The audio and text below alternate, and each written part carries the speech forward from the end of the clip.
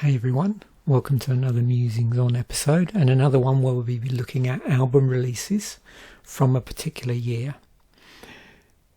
For those of you that have seen the series before will know that now I've gone into 1980, and I'll be flip-flopping backwards and forwards between the start of the year, the start of the decade, the end of the decade, and then move towards the middle. The reason why I do that is it makes it a little bit more interesting for me and feels a little bit less like a slog when I seem to go through, consecutively years in a decade. I'm not sure why that is. The other thing is I found that it's really interesting because by going backwards and forwards, I sort of get to see where bands have gone to some degree fairly quickly. So that's always, makes an interesting talking point for me and keeps stuff pretty fresh when I'm doing these. As usual, same sort of format with a few tweaks for this particular decade.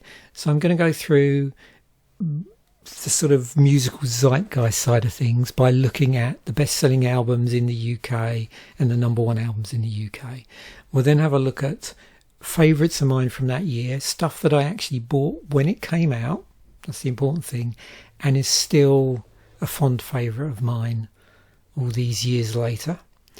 And then a couple of things at the end. We'll go back through and do a bit more deeper dive into the year and talk about some other albums that I want to flag up that I didn't necessarily listen at the time. Maybe I listened to retrospectively, or maybe I really enjoyed at the time and don't really listen to them much now. I've forgotten about them a little bit. And then a few other ones where maybe they're new discoveries in the last month, where I've been going through doing this process. I've thought, I should have listened to that album at the time and given it a bit of a listen now. And then finally, as I like to finish off with some sort of popular culture hook to hang it on, we'll have a look at the the films that came out that year, but on a US timeline. I found for the 1980s, for some reason, the Wikipedia articles don't seem to all be there for UK film releases. So when I'm looking for stats, or at least all the stats I want to look at. So for consistency, for when I do 1980s, I'm just going to look at US stats. Make of that what you will. So let's start off by looking at best-selling albums. Now, some of these would have come out the previous year, but this will give you some idea of, in the UK, what was always coming up in the charts and stuff like that when you sort of walk through, say, Woolworths or any other high street retailer which tended to push and stock the stuff that was popular in the charts. So where are we? So Simply Red are up to their third album. Wasn't really that much into Simply Red. I mean, I'd recognise the songs played on the radio, but never bought any of their albums. Had a few friends that were big into them, so I suppose I heard it more when I was out doing day trips with them, and they were playing it in their car. So yeah, 89, big album. Yeah, they were definitely on a bit of a run there. So Phil Collins is on his fourth album by this time. I think the only album I've listened to a lot is either the first or the second album, because one time I was up visiting family friends. I think it was in Norwich on Christmas. This would have been about sometime in 85, 86. One of the people I was sort of hanging out with, who was a friend of a family friend, we went clubbing one night, and on the way to and back from the club, they were playing one of the Phil Collins albums, but I can't remember which one it was.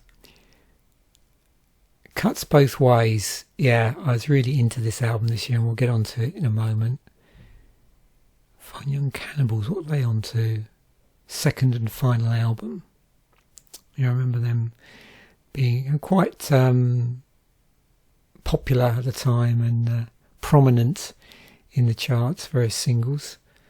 Like a Prayer, another favourite of mine. No doubt we'll talk about that. Road to Hell. Now, when did that come out? 89, yeah. So that's a good album. I only really listened to that because a friend of mine that I was hanging out with a lot used to play it in the car. Particularly that track. Appetite for Destruction. That came out in 87. We'll talk about that in the 87 episode. But that was still in the British music charts, UK charts at that point, doing quite well. Street Fighting Years, 8th album by then. That came out in 89. So Appetite was 87, but Street Fighting Years was 89. The Miracle was 89. Raw Like Sushi, which I'll talk about, also 89. Had an Enya album, Watermark. Transvision Vamp were doing pretty well at that point. Yeah, they were riding quite high in the charts, 88 to 89. This was their second album. I have a 12-inch single by the band. I can't remember which album it's off of. Might be Baby I Don't Care, actually. It might be for this one, but I never got around to buying any of their albums. The River, Ancient Art by Tanika Tikaram. Yeah, we'll look at that when we go through, I think, because I've got a few memories of that, but I played it a lot of the time, but I don't think then I really kept up with the artist. This came out in 87, so we won't be talking about it in this episode, but in another episode we will be. Everything was 88. Oh yeah, we'll definitely be talking about this album. I think it's up there.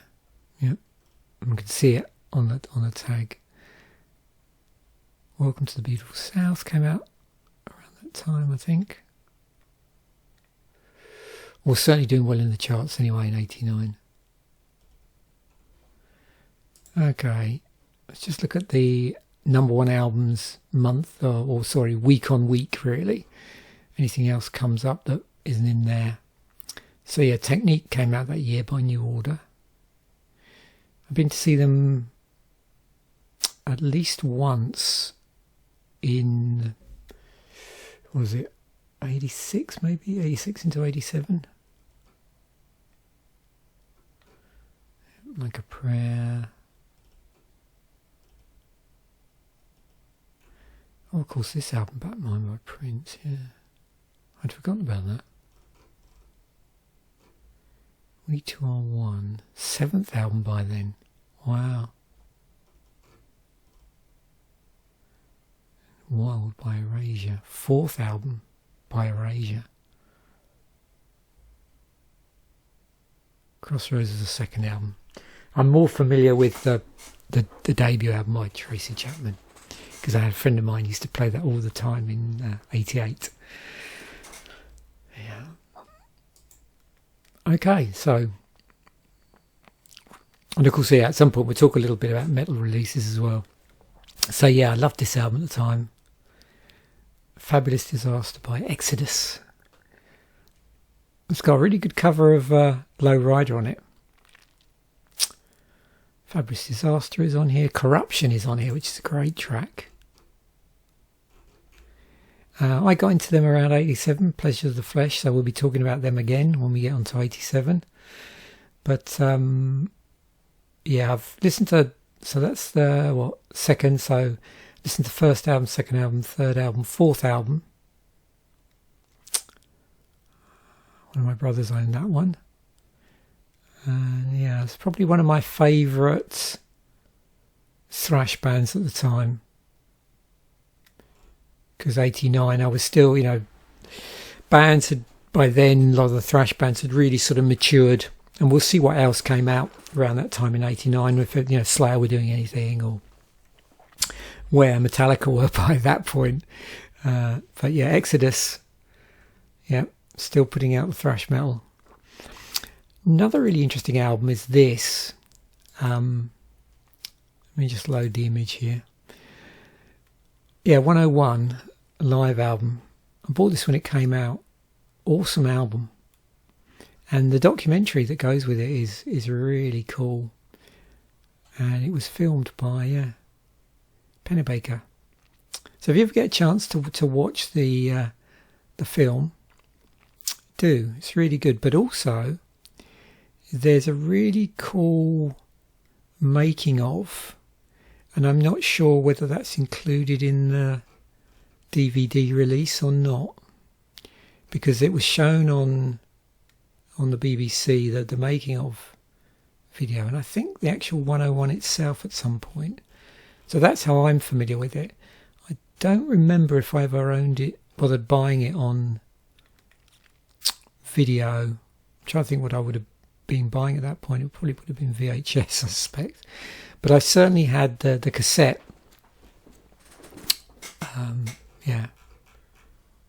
DVD reissue.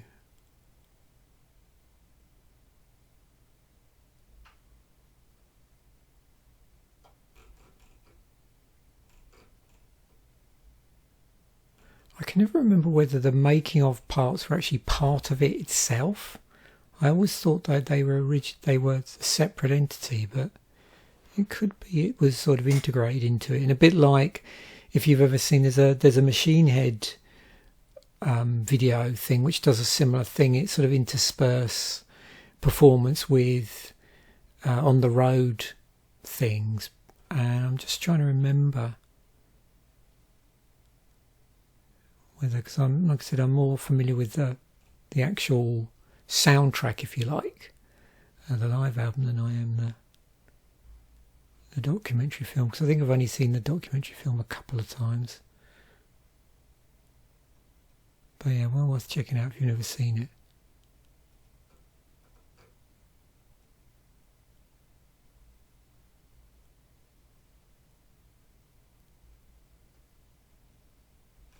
It culminates in the Rose Bowl Stadium. So it's interestingly tied in, this group of young fans. And there's a whole story behind that, which I'm not going to go into, but yeah, how things panned out. They were, I think, didn't they win some competition? Yeah, the Bus Kids. Oh yeah, here we go. Yeah, so interspersed with snippets of the band, the Bus Kids, and live performances throughout the tour. So it does integrate it in there. Okay, yeah, so it's coming back to me now. So yeah, a complete video record of the concert doesn't exist. It was more done as a documentary. Right,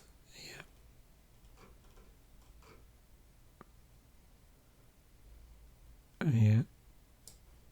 So there's that tie-in as well. Blame the reality craze on MTV as a result of that.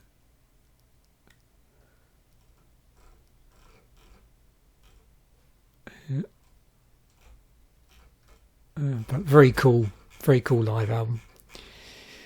And it's nice because some of the tracks have a little bit of a harder edge on them live. Like a Prayer. I love this album. Came out in March. I used to play this a lot when I was walking on the forest. It's another one of my favourite walking albums.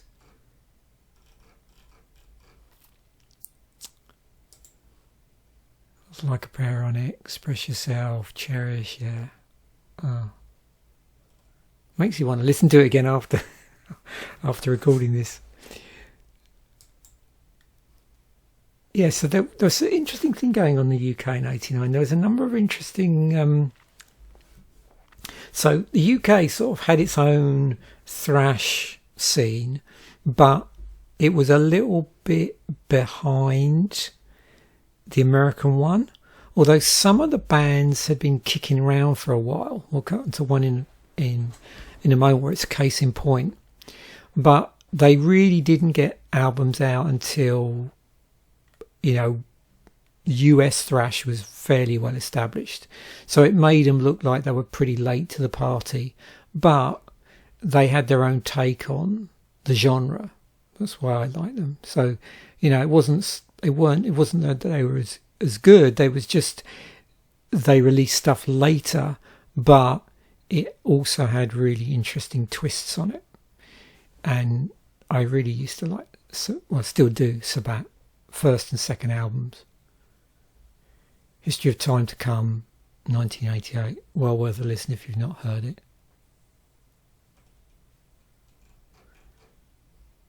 And I'm wondering when they started. 85. And Andy Sneap is in this band, and yeah, interesting person to look up.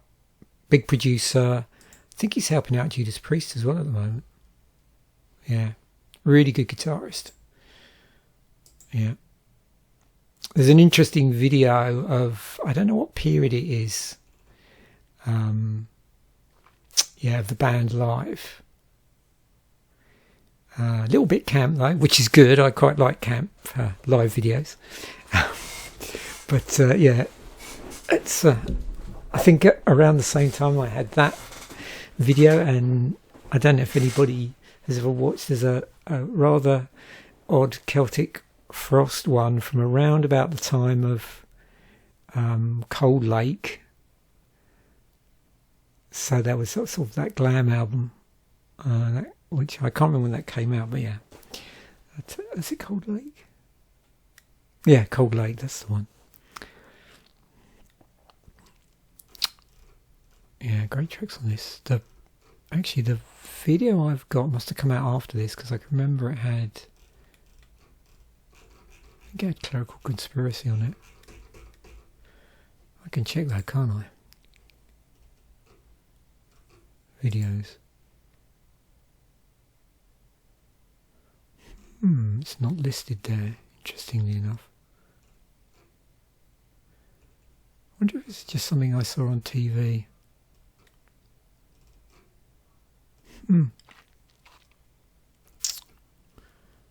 Oh, that was it. No, The End of the Beginning. Yeah, that was it. No, it was that one, The End of the Beginning. There's just no reference on there. Okay. So I'm not sure when that came out, but it must have been after this album, because it was, either after it or on the tour for this, I suppose.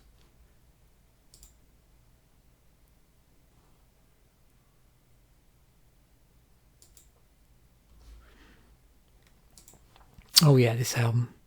So I'd been made aware of this band because of, which one was it? This album, which we will talk about, because of Wait. They played Wait on the Friday Rock Show, and then I remember I mentioned a friend that was listening to Road to Hell.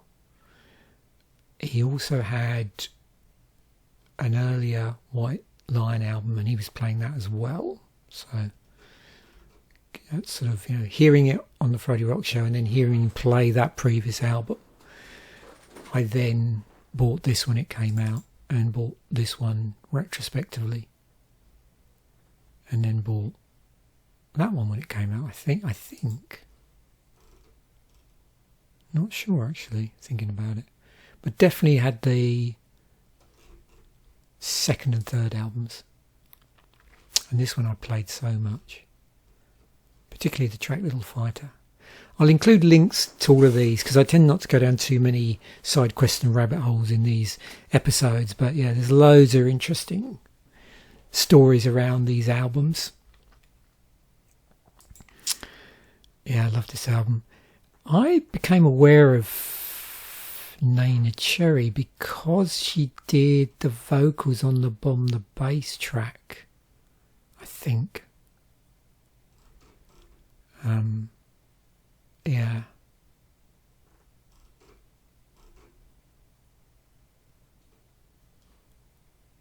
Or A Bomb the Bass track. Buffalo Stance, but also there's connections with Naina Cherry, and where is it? Probably says here she was quite an impetus behind trip hop. as well, in terms of like helping encourage and sort of support people that were around in Bristol of the early days of trip hop. And of course there's a relative of hers, Eagle Eye Cherry, as well. Who I think I might have mentioned in other episodes.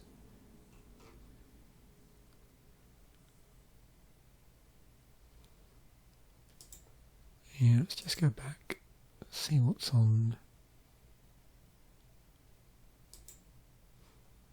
here.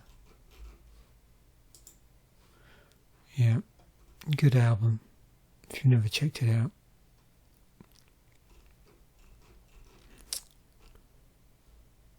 I mean, at this point, we're pre, Bristol trip. Oh, here we go, yeah. It's a Massive Attack.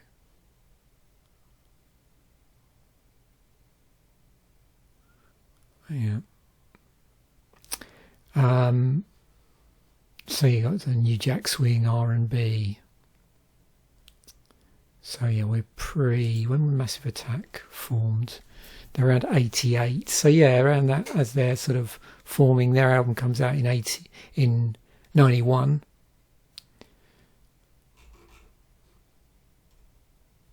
Yeah.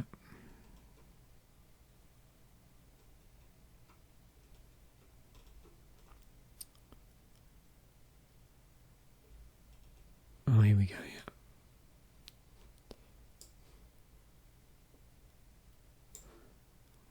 So yeah, sort of where the connection sort of came to fruition, I suppose.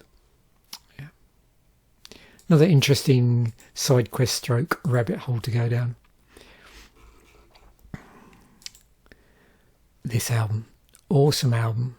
I bought Introduce Yourself around about the time it came out in 87.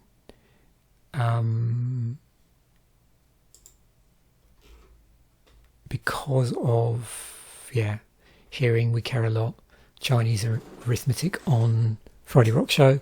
I did manage to track that down on vinyl, actually, retrospectively, not long after I became aware of this. And in 89, for change of vocalist,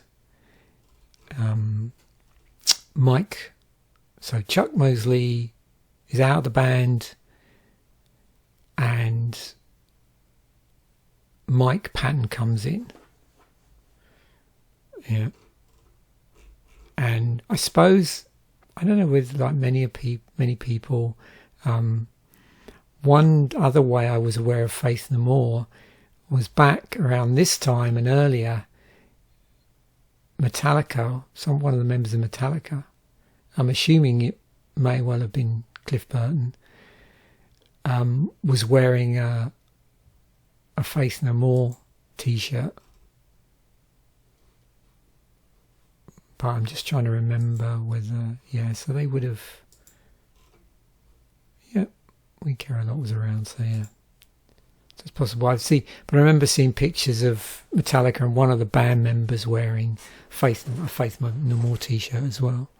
So yeah, those things conspired for me to check out this, and then bought this when it came out. And yeah, this is amazing. I had a copy of it. One of my brothers had a copy of it. We used to listen to it all the time in the car. Just one album where you just put it on and listen to it all the way through. It's got From Out of Nowhere, which is an awesome track. Epic. Yeah. It's track after track. Really good War Pigs cover. Excellent War Pigs cover.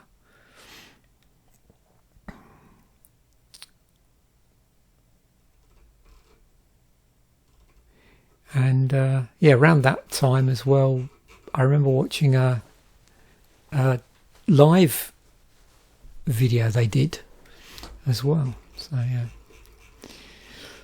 cool band to check out if you haven't already. I didn't really keep up with them that much. I did buy Angel Dust when it came out, but beyond that,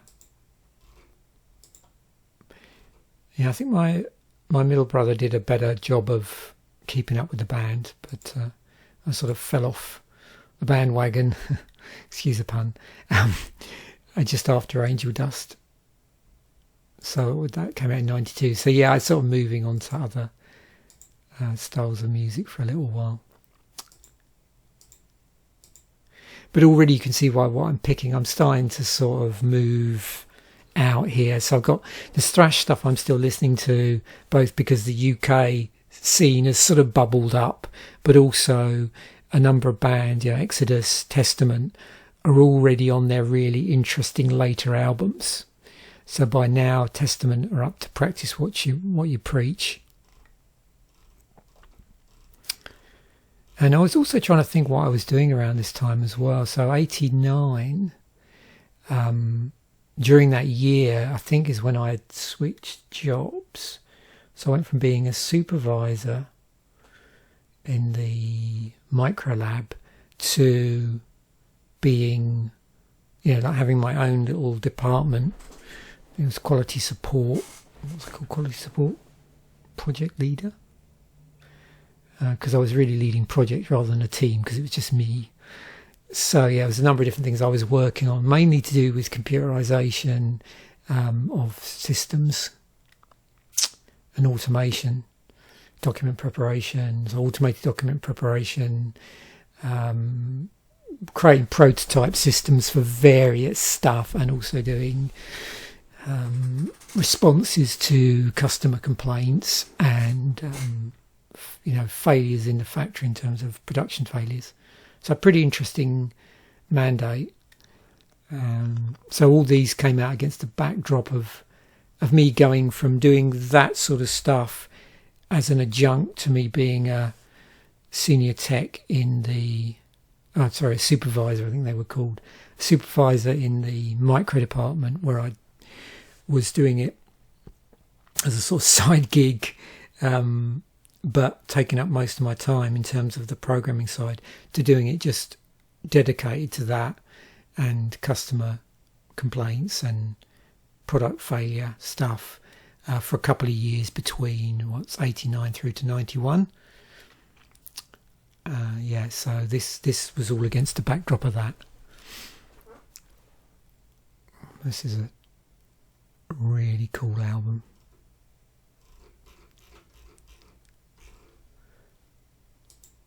Cuts Both Ways by Gloria Estefan. So this was a debut solo, because previously she'd been involved in this sort of Miami Sound Machine unit, and I was aware of her and the band before that, but it was really this one where I actually went out and bought something. It's got I Don't Want to Lose You on there, and Here We Are.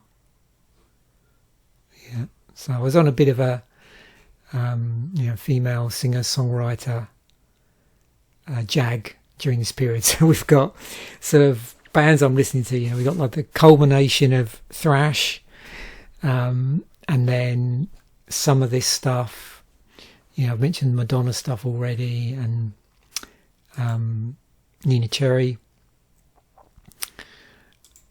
and then more UK thrash. So this is In Search of Sanity. This interesting band is Onslaught, because they've been kicking around for a while. So this was the first time I really became properly aware of them, because they played In Search of Sanity on the Friday Rock Show, and I went out and bought this, and yeah, it's just great. I think it's great. I mean, it didn't get very high scores, but I love this album.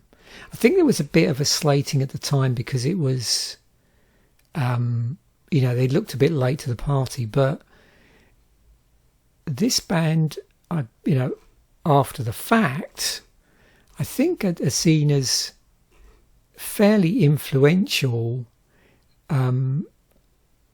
because of the early stuff that sort of bridges or collates hardcore punk and Nawubum through a sort of thrash filter, if that makes sense. And you've got this so-called big four of Zentrix, Acid Rain, and Onslaught. And this was the first time, I think, with what's his name on it? Where are we? So the singer on there was still Psychela, that was it. And then In Search of Sanity, we get the Grim Reaper frontman Steve Grimmett joining. They did a complete re-recording. It's the only album that features him. But if you looked at the previous timeline, you know, they're from 82, Power from Hell here. So they're obviously influenced by early Slayer, Metallica,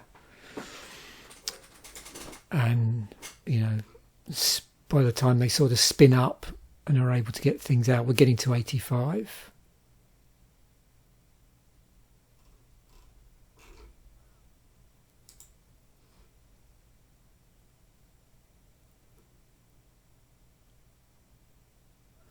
But they had, originally sort of grew out of a punk scene.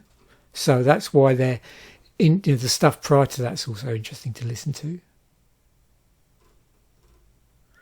So I suppose it's, the UK's version of crossover, which we'll get onto in a moment with another band, but not yet. Yeah, this album was a bit late, picked this up a little bit later in the year. At this point in 89, where would it be? Just trying to think, actually. I was sort of jamming with a lot of friends, and we had a drummer for a period of time who was a big Aerosmith fan, also played in a thrash band. And I remember him coming in with a Pump t-shirt on, and I bought the previous album, Permanent Vacation, but it sort of held back a little bit till probably about November time, November, December maybe, about buying this album and sort of seeing him wearing it. So that was the mark of approval. I thinking, yeah, if he's into that album, it must be good. He had pretty discerning musical taste. So, yeah, fine drummer, just amazing drummer.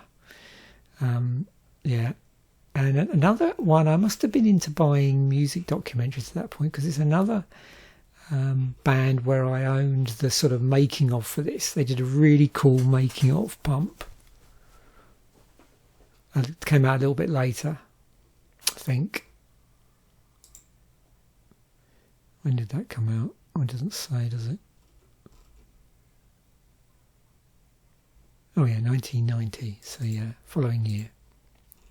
So it's really cool to listen to the album for quite a while. My brother was into it as well. Middle brother. At this point, yeah, me and my middle brother had quite a big overlap on the sort of stuff we were listening to. So Aerosmith, another band we'll get onto in a moment. Actually, no, I didn't pick it up here because I didn't carry on listening to that particular album, which we'll get onto. I'm not going to spoil which band I'm talking about. But yeah, so Aerosmith, some of the thrash stuff, and particularly Exodus, yeah, and Nena Cherry, and Gloria Estefan, yeah. So quite a lot of overlap. This is another band I discovered around this time. This was the one I bought when it came out. I'm not sure the timeline though. I saw them on some video documentary of some description. And yeah, that was really sort of me, although I listened to Sabbath before and a few other doomy bands, this is when I sort of got reintroduced, or epic doom metal made my acquaintance, and they were already in their fourth studio album by them. So yeah, you've got, so we're talking what some death metal albums. I mean, this would have been way before Death started putting stuff out, or Obituary. So they're kicking around from 86. This is a famous album by them, Epicus, Doomicus, Metallicus, which I had heard of.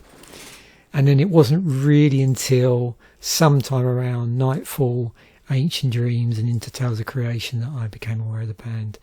And this was, I think, the first album I bought as it came out. I don't think I bought Ancient Dreams. I think I bought that retrospectively. And I certainly bought Nightfall retrospectively. There's also a really interesting live album as well. There we go, 1990. Oh, hang on. Yeah, that one, yeah. Mine's got a different cover on it, though. Interesting. Yeah. I did buy that, but prefer this sort of period myself. And this was actually the last one to feature this guy. The first album, if I'm right, has a different vocalist, doesn't it?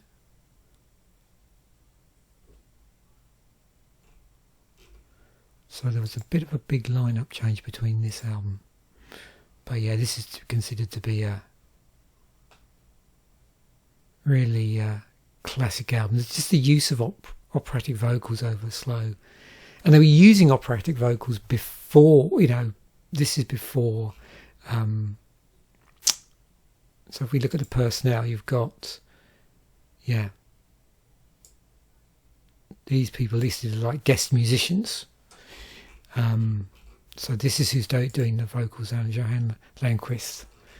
And then we move into the next album, Nightfall, and that's when, we have a more sort of consolidated lineup, and then Messiah, Marcolin takes over, but keeps that same operatic voice and the signature doom dance, which is this exaggerated stomping motion.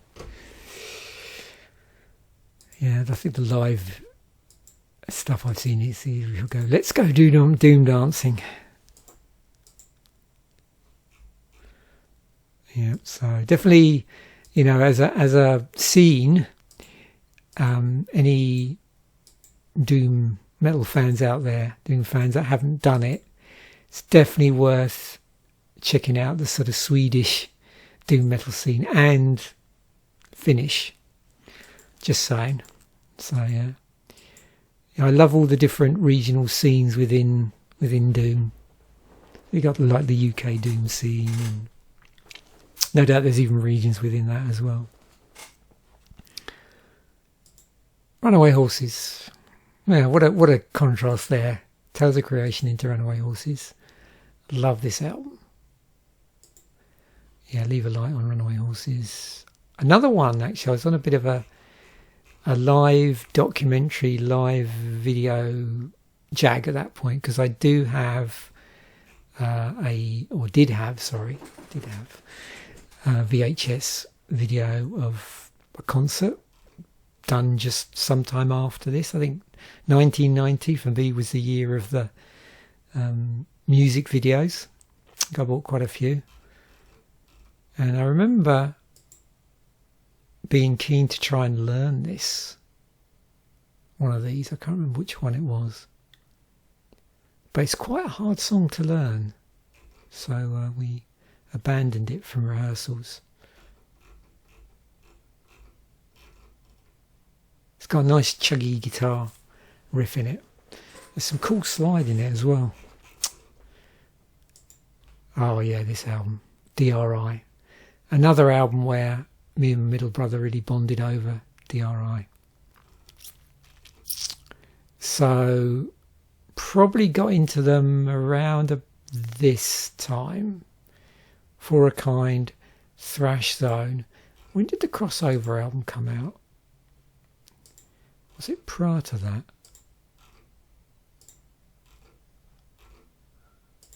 I think it was, Crossover was 87. So I definitely was listening to that. Dealing with It. Was that their debut? No, second album. Never listen to this album, Violent Pacification. Or is that an EP? So EP. And never listen to that. But yeah, certainly Dealing with It, Crossover, For a Kind, Thrash Zone. When I finally get around to doing my vinyl episode about albums I own and bought, around this time, we'll find out which one of these I bought on vinyl. I think it was, I've got both For a Kind and Thrash Zone, but I'm not sure. The trouble is, because my other brother liked them, sometimes I think I've got the album, and I didn't because I was listening to his copy. So yeah, we both had D.R.I t-shirts actually, with the black one with the white sort of moshing character on it. And there's a really good D.R.I video as well that I had, but I just can't remember what it's called. And then this one. So I was trying to work out the time when I first really got into Yngwie, and I got a feeling what had happened was I was up in London around the time of this album, sometime between 86 and 88. I don't know what it was. And there was a guitar show at the South Bank, and it was sort of under. There wasn't much stuff there. I was a little bit disappointed. I've been to other guitar shows, like the really big ones, and they were really cool. And there was this other one, like real low key one, which didn't have many resellers there. Wasn't much stuff to sort of demo, but there was a guy there, and I can't remember his name. He used to write for one of the big UK guitar magazines, and he was jamming along to this album. So, you know, playing the guitar parts, and it just sounded so cool. And then I realised it was Trilogy, and I'd heard out that on Friday Rock Show and tracks off of this one, so it was really Odyssey when I started getting into the band. And a friend of mine said, "Oh, are you aware of Yngwie?" And I said, "Oh yeah," and so I bought this, and there's also an interesting VHS to go with this one as well. And then I bought Eclipse, I think, and I owned Fire and Ice. A lot of these I owned on cassette, and I think that was when I sort of stepped off. And then also bought the early stuff retrospectively. I'm trying to remember if there's a couple of VHS videos kicking around actually of live performances. But yeah, that first album, which is Rising Force, which I bought quite a while after it came out. That came out in 84. Okay, let's go through and just get a quick feel of other stuff that was out that year, and I'll sort of talk about things where it's relevant. Okay, I always get confused at what point. Yeah, so this is the point where we've got Gary Moore switching from hard rock heavy metal into a more blues rock sound. So I bought a number of his albums up to this point, but didn't own this one. And I'm trying to remember on this, did I own anything? No. So where did Out in the Fields crop up?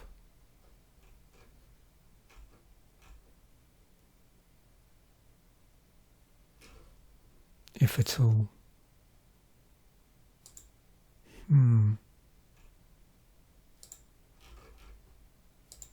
Was that on Run for Cover? Yeah. Okay. So this would have been done before Phil Lynott died. Yeah.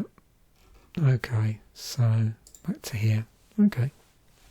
So yeah, I've never listened to this album all the way through.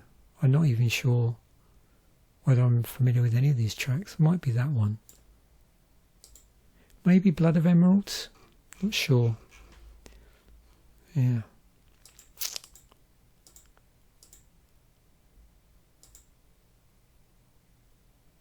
He had Neil Carter in his band, actually. It was a pretty cool band at that point. That he had like a backing band. Tone Loc After Dark. Remember that at the time. Skid Row. Yeah, there's a lot of stuff around like this as well. Debbie Gibson. So yeah, Techniques. So New Order was another band. There was overlap between me and my middle brother. We went to see them live sometime around the time of Brotherhood, I think, after that had been released. I bought this album when it came out. Bought this album, but didn't really play it that much. which was strange. I don't know why. I think the problem is that I played Substance to sort of death and then started getting interested in listening to the early stuff again, because a few of the earlier albums, particularly the first one, I sort of bought retrospectively, and that sometimes happens with me. I sort of go down a retrospective rabbit hole and then sort of lose track of the new stuff. But I certainly remember these singles, and obviously I've listened to the album. Yeah, Fine Time. And I did have quite an interesting video, I think, of the band. They did a thing called the No Story, New Order Story, which is pretty cool. And there was another video that came out which had a lot of their video singles on it as well, like a VHS thing. So remember that. Yeah, there's a lot of glam. I don't know if late to the party is right here, but certainly the way I look at it chronologically is you have Nwubum, and then you have like two strains just after that, just around Nwubum and just after it, which is the whole thrash thing and the glam stroke hair metal stuff. And then we had these other bands that weren't necessarily like in that first wave, not the Motley Crues of the world, but bands like Warrant, who sort of get their debut album out a little bit later. And so there's a similar thing happening in glam metal that was happening in thrash. And then, of course, after glam, as we move into the 90s, we're getting grunge turning up, which sort of blows everything out the water. But by then, we've got all these other sort of subgenres as we get into the 90s of metal forming anyway. So death metal was well on its way. You saw some sort of doom metal stuff was always bubbling away in the background there. And we get into other bands as well. What was this album? Sixth one. Wow, the Replacements. I only listened to one of their albums, and quite a lot later, which would have been, is it Let It Be, I think? Debut EP by Musing. So yeah, Gent was a thing in 89. Although at that point, yeah, thrash metal, progressive metal. So yeah, we're seeing a lot of bands that later on went to sort of carve out their own furrow. Often, like bubbling up in 89. Metal Church were already on their third album by then. And their first one, just to put it into perspective, which was Metal Church, did actually come out in 84.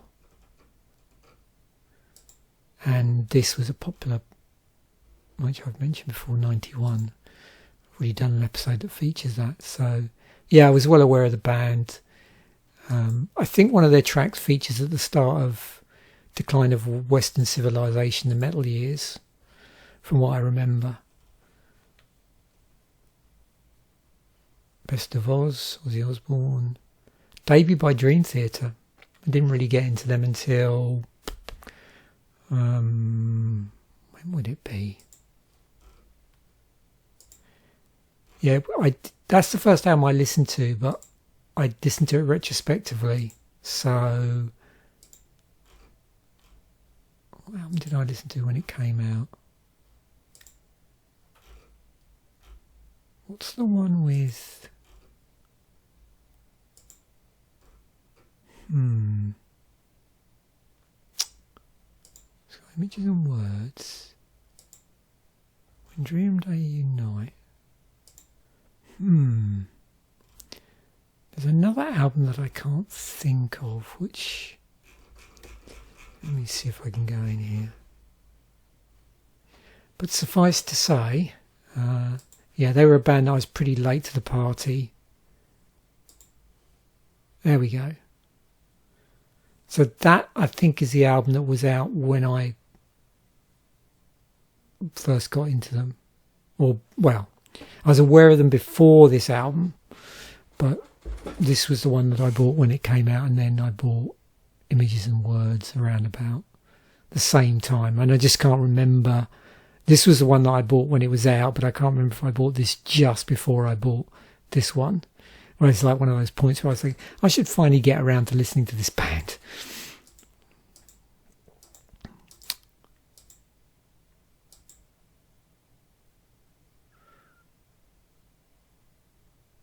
Yeah. But back then, in the 80s, that was their really early period. There's 101. Debut album by Extreme. Well, I wasn't really listening to them. I had a friend who was big into the second album. Got debut EP by Mother Love Bone. There's Like a Prayer, which I already mentioned. That was a big, playing the summertime album for me. One of my friends, a guy I was playing with in a band actually, or just jamming with, had this album. And I think the album band he went into being after that, they gigged a lot locally in Sussex. He used to do a cover of Black Velvet. And also, is it Coming to a Bad End by Buffy Sainte-Marie? That's a good track. I don't think I opened it. I never remember what Deacon Blue album I owned. They're obviously named after the track by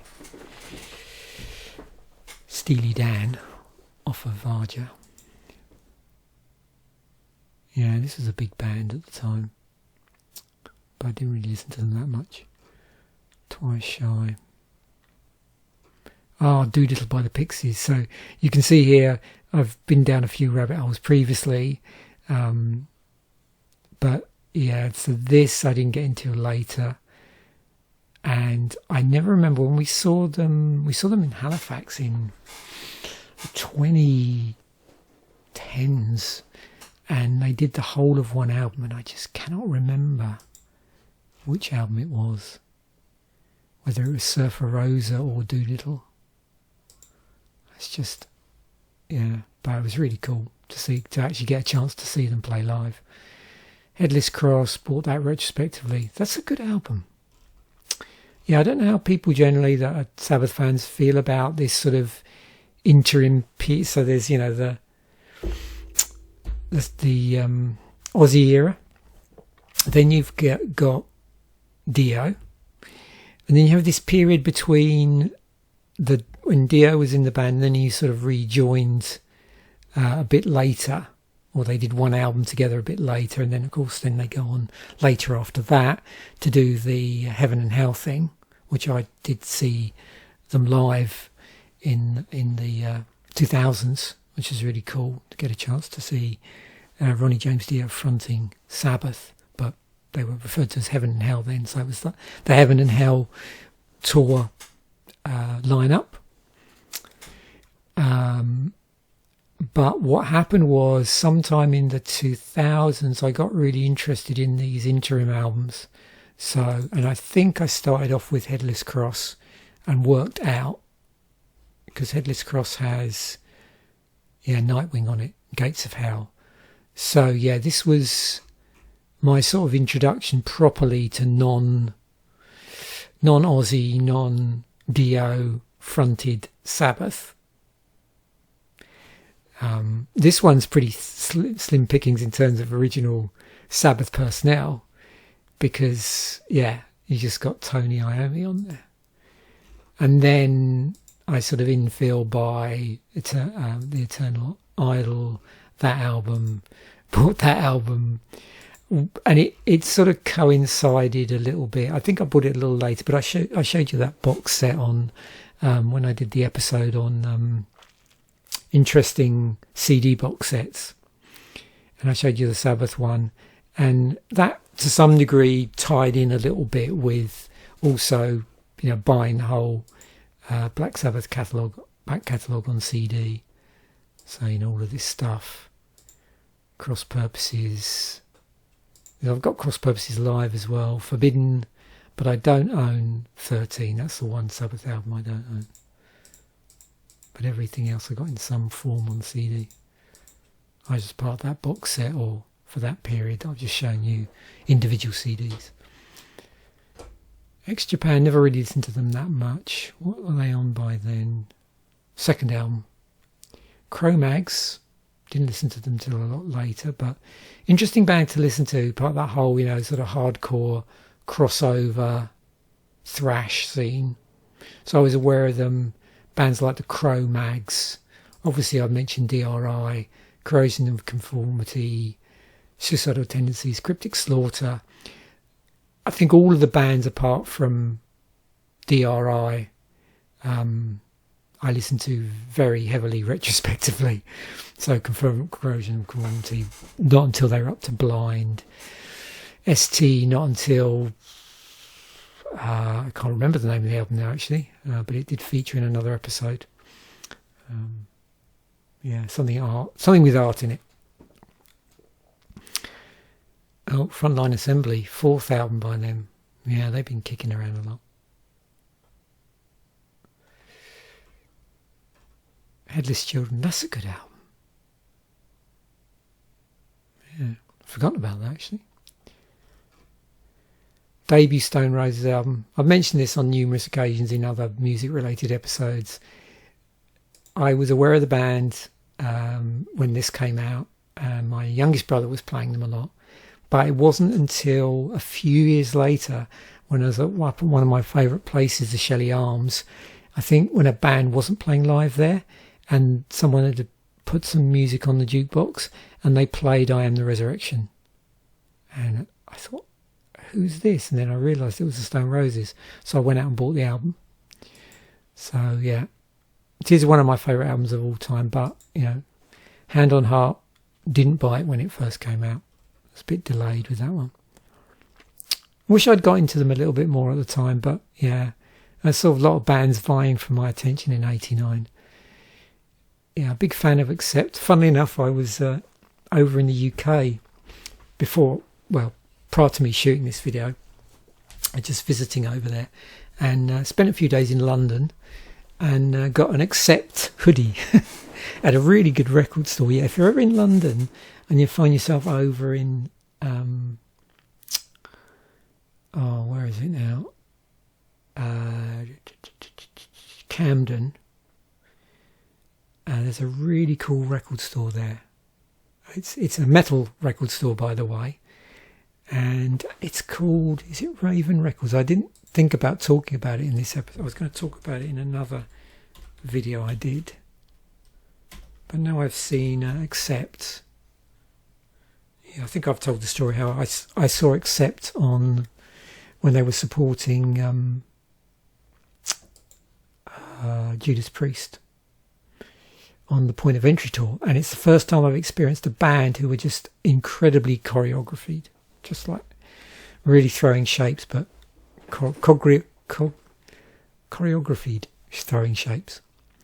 Anyway, I had a really nice chat with the one of the owners there, Ben. Yeah, and cool guy. Oh, there he is. Yeah. So yeah, nice guy. Very interesting chap to talk about metal with when we're talking about UK metal. And yeah, cool place. So if you're ever in London and you find yourself over in Camden, I'd even say if you're into metal and you're in London, it's worth a trip over there. I'll include a link actually in the description to this place. And no doubt I'll talk about it in another episode when I'm talking about some of the other stuff. There's several My Life in Objects episodes where I'm going to talk about swag from London. Probably not my hoodie because I'm currently wearing it. I just put it on as soon as I got back and haven't stopped wearing it since. So it's rather nice Accept hoodie with the flaming flying V's on the back. But yeah, I'll include a link to this. But I really enjoyed myself the visit there. I mean, it's a shame I couldn't stay longer. I don't know if I've mentioned much, but I haven't drank alcohol since when was it? Since I was 20. Just trying to think.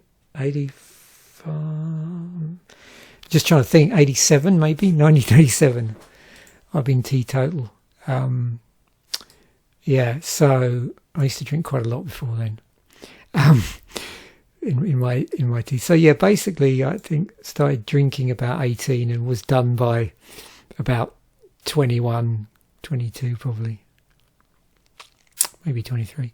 Um, but I never got. They got a really nice alcohol-free bar at the back. Didn't really have a chance to properly check it out because this was part of a sort of grand tour or mini tour we were doing, where we walked from. I've gone off on a real sidetrack here, haven't I? But never mind. That's how these episodes go. Yeah, we went off on this really cool walk starting off from roundabout near Treadwell Books. I don't know if anybody knows where that bookstore is. So in the general vicinity of Treadwell, there's a couple of other bookstores down there. There's a big Foyles. Actually, no, we started off in Foyles. That was it. So we had breakfast. Really cool place. What was it called? Yeah, I can't remember now. It'll come back to me. I'll probably talk about it in another episode. I'll do proper research for it.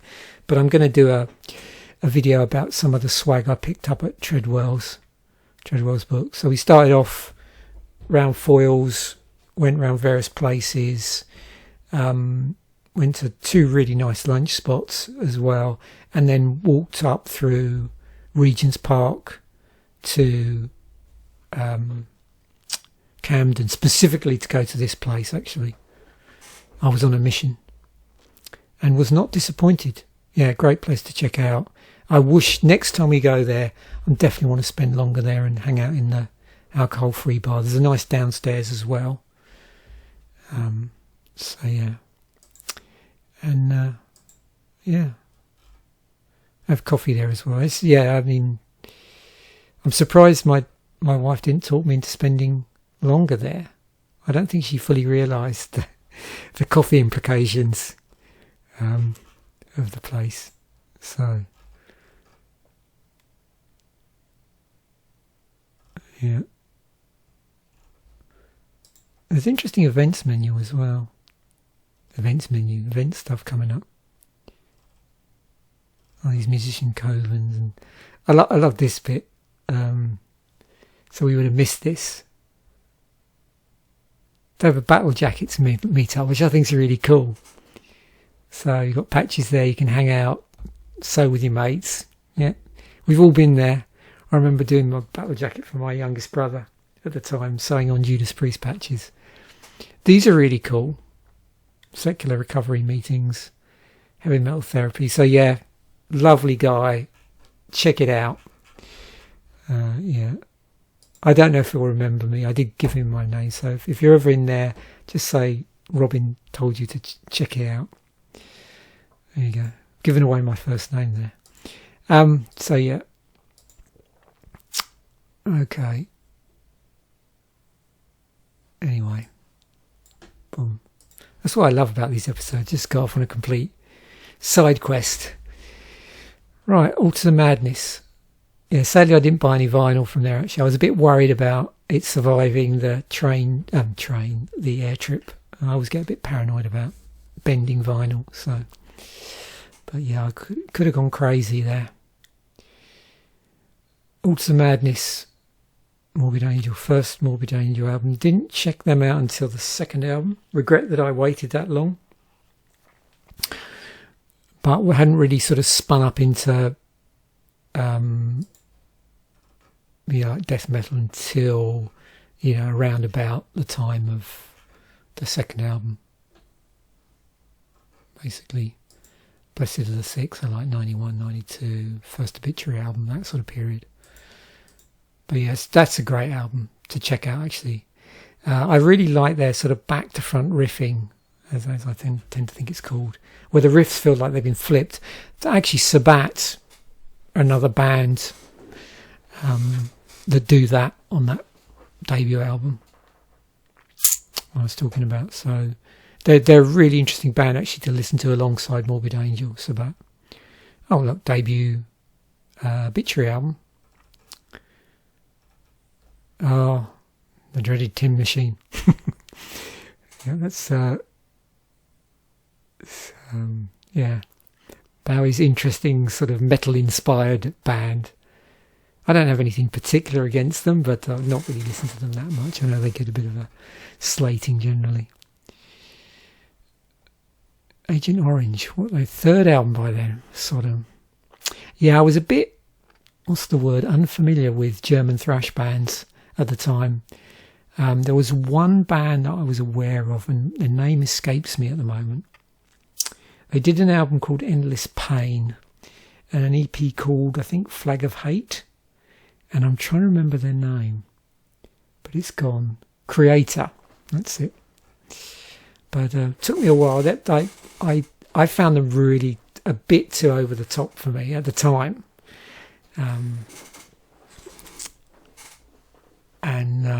Yeah, sorry, not Exodus. Yeah, they were that. What's that? Do I have? I have one of their albums. I don't know if it's in this Pain album or not. But yeah, it was pretty brutal at the time to my ears. I'll have to listen to it again and see what I think. But whenever I think of Sodom, I also think of other German thrash bands at that time. Like I said, regional stuff's really interesting around this time, like regional thrash scenes. Oh, there we go. Extreme Aggression, 4th album by them. So I think maybe they'd mellowed a little bit by then. Terrible Certainty. There's the Flag of Hate EP. Pleasure to Kill. I have that album. 1986. Landmark thrash. But yeah, brutal album. Brutal. Louder, faster, even more brutal, yeah. I can see a connection between this and Seven Churches. 85 was Endless Pain. But yeah, I can definitely see that as well. There's sort of elements of early black metal in there. So, you know, Venom period, Bathory. Yeah. So I think I'm well overdue for a Creator. Jag, I think. Batman by Prince. Who else we got? Danger Danger, first album. Didn't get into them till a little bit later, I don't think.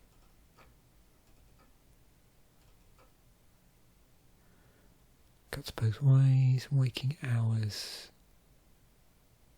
Yeah, I never remember with Delamitri which album I had. Trash by Alice Cooper came out. That's got Poison on it. And what else?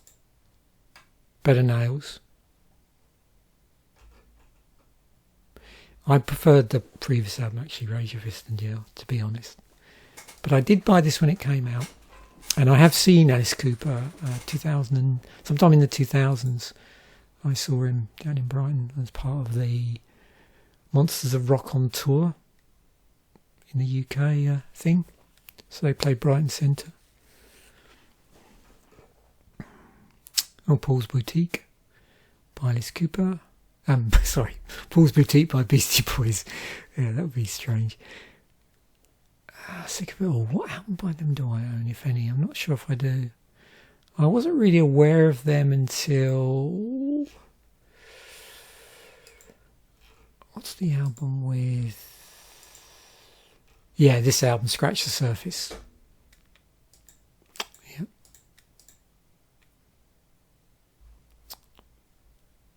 Wow, debut album by Slint. Yeah, I didn't get into them until after they'd disbanded. Second album. Yeah, second album. If you've never checked it out and you're interested in post-rock, before it was called post-rock, I suppose, then yeah, it's a good early album to listen to, the next one after this. I should listen to the debut album and see what that's like, actually. Mick Jones had a... Oh, so it's Mick Jones as in the Foreigner guy. Okay. Mention that. Practice What You Preach. Mother's Milk by Red Hot Chili Peppers.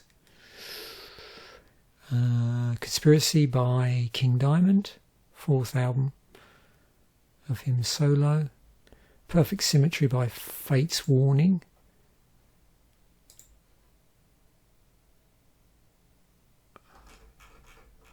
I can't remember which one.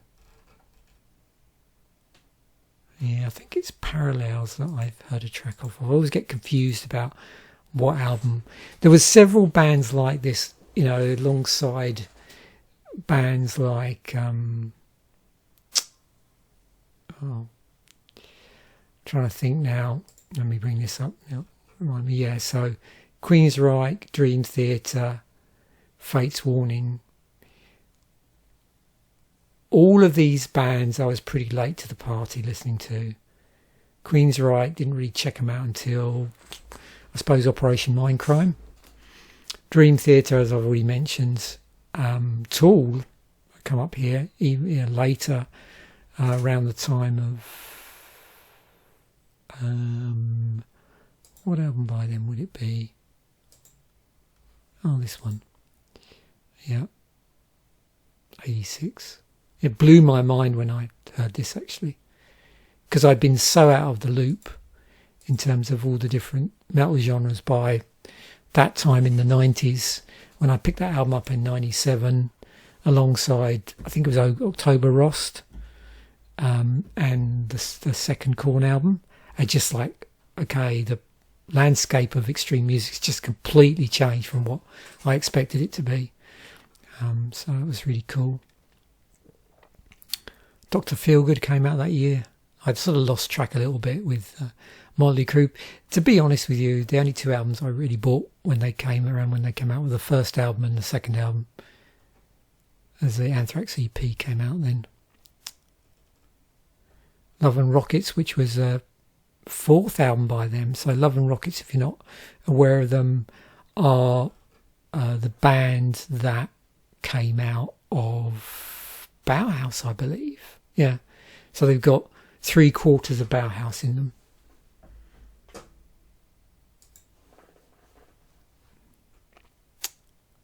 "13 Songs" by Fugazi.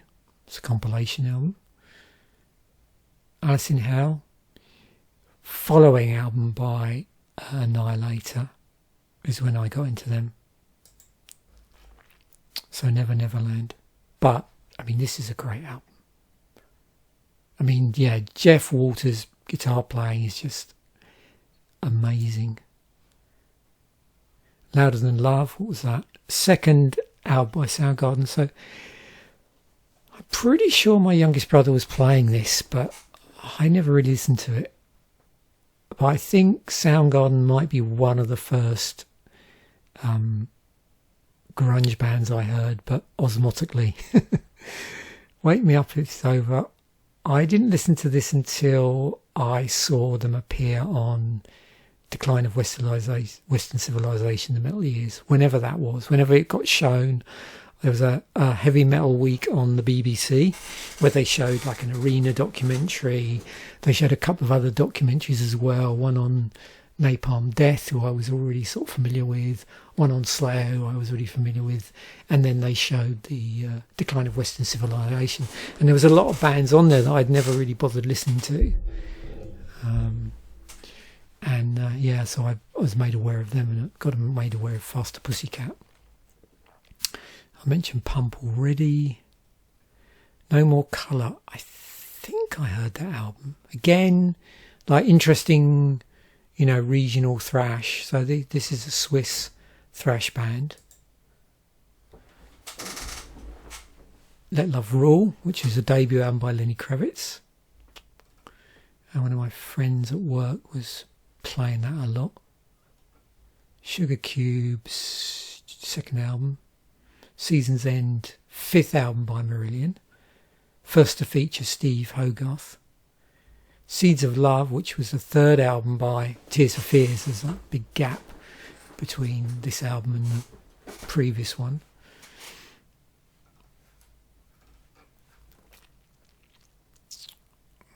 Oh, I remember this. A friend of mine I used to play with in a band, rehearsals, he had this album, I think. Can't remember what's on it though. He was a big blues fan.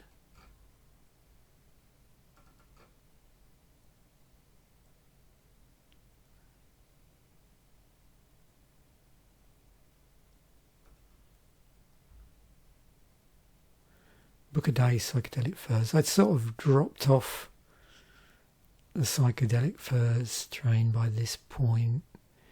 I'm trying to think, like the last album I bought by them was probably the compilation album, actually. So the last studio album was Midnight to Midnight, and I saw them on this tour. Actually, they were really good live. Ice T, Thrash Zone, Nothing Face. Yeah, I can never remember if I owned this album or not. Because I really got into them around the time of Dimension Atros. Had that album, had Killing Technology. And I'm not sure how much I kept up.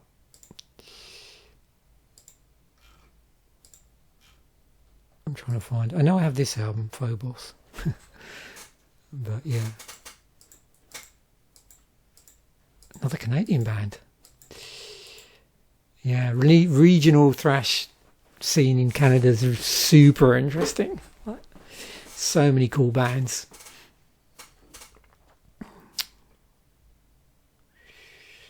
Trial by Fire. Oh, this album. I think I've said before, I wasn't a big Nine Inch Nails fan when they came out. I more liked their sort of darker period, really. That's what I was more into. To me, at this point, they didn't sound industrial enough to me, compared to what I might have been catching glimpses of. So I think that was the trouble.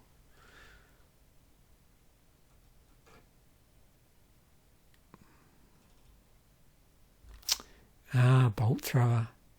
See, they were on their second album by then. 88. Oh, There Is No Law. Yeah. There's a couple of bands that are really sort of on the button with the whole death metal thing. These sort of get lumped in with like death grind and grindcore, but this Carcass, Napalm Death, yeah, early days stuff. But if you've never checked out Bolt Thrower, yeah, definitely check them out.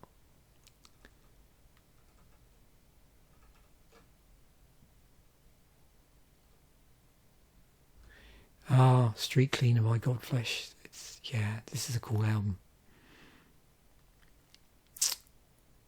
Didn't really get into them until, is it Songs of Love and Hate, I think it's called? Oh, this album, Ministry, yeah. I had this on cassette. So this is this is the first Ministry album I listened to. There's a whole story behind that in the 92 episode I did, so I won't repeat that, of how I got into them. I have this album, Pump Up the Jam. God, I was listening to a lot of quite diverse stuff at that point. Symphonies of Sickness. I better not hover over this because I don't know what sort of cover it's going to come up with. But yeah, because I didn't get into them until after they disbanded, unfortunately. So. Okay. Let's look quickly at the metal stuff. So yeah, Acid Rain. There were several bands in the UK scene which I didn't listen to until after the fact. But a friend of mine was definitely big into Acid Rain. He went to see them live. They were pretty fun to see live. A little bit jokey. Crossover thrash band.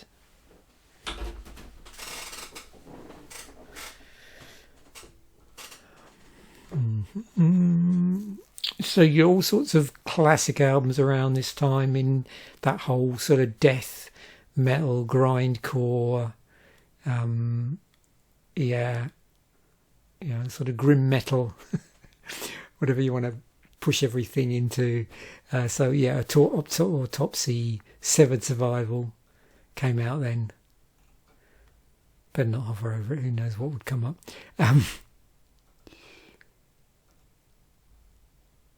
Blind Guardian, Blue Murder. That was what's his face? Yeah, John Sykes' band, wasn't it? Forgot about that. after he got dismissed from Whitesnake. Yeah, Cannibal Corpse, definitely better not hover over that. Symphonies of Sickness. Sonic Temple by The Cult came out that year. Dangerous Toys. Wow, there's quite a lot of sort of I don't know, bands that have roots in the sort of glam metal, hair metal thing. Although what Dangerous Toys were, what were they? Were they more of a southern rock? Yeah, there's a weird crossover there.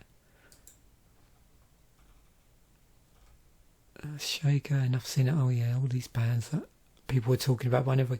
There's just so much stuff that I was hearing friends talk about, and I never got to listen to. Excel, another crossover thrash band. Evil Dead, another thrash band. Forbidden, another thrash band. Fifth Angel, heavy metal. Who else? Gun, Taking on the World. I've forgotten about that. So I didn't get into them until quite a lot later, but retrospectively bought this. These are a good band, actually. They're a bit more of a rock band than a metal band, but even so, they've got a bit of a metallic edge to them, so yeah. No problem them being on this list.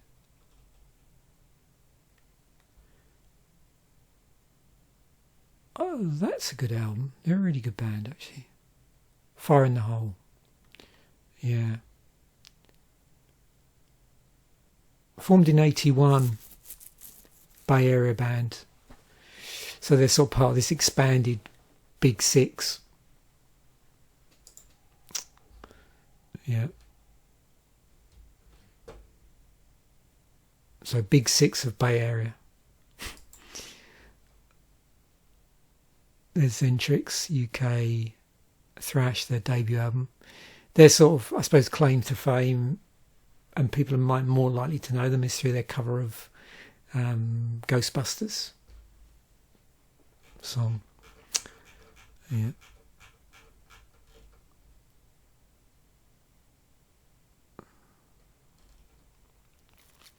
Masters of Reality. Me.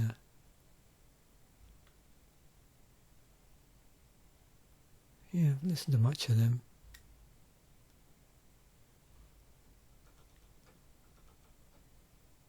If anything. Oh, the debut Mr. Big album, yeah. I did buy this, but both of their albums I sort of listened to walking, but never really, for me, stood the test of time. The reason why I like them is because they had Paul Gilbert and Billy Sheehan in them. Yeah. And I was a big sort of Paul Gilbert fan before I was aware of Mr. Big as a band. Bleach, their debut album by Nirvana, I did buy that eventually. Nuclear Assault, Handled with Care, so I more know them through their where is it? Debut album, Game Over. Got that when it came out because of the track Brain Death. They got reviewed in Sounds magazine, and I was curious. So yeah, it's a really long track, and I think it got played on the Friday Rock Show as well. Pestilence, Consuming Impulse. Fourth album. Do I own this album? I don't think so. No, I've got more of their early stuff actually, and again on cassette. Running Wild. The big four of power metal here. Big four of German power metal. Halloween Rage. Yeah. Piratey themed band. So Death or Glory, fifth. So they're probably still pretty piratey at that point. Yeah. So yeah, pirate metal was a thing even back then.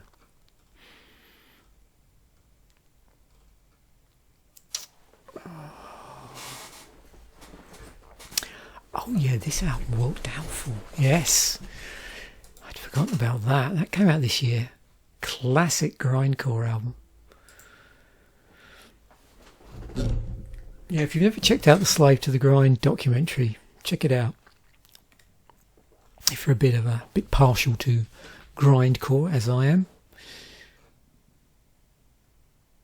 Wrathchild America as opposed to Wrathchild UK.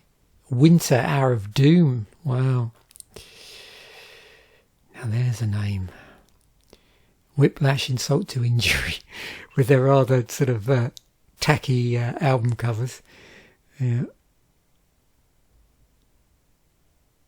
American thrash band from '84. Pretty good though. I really like the track Is It Walk the Plank? I think that's it.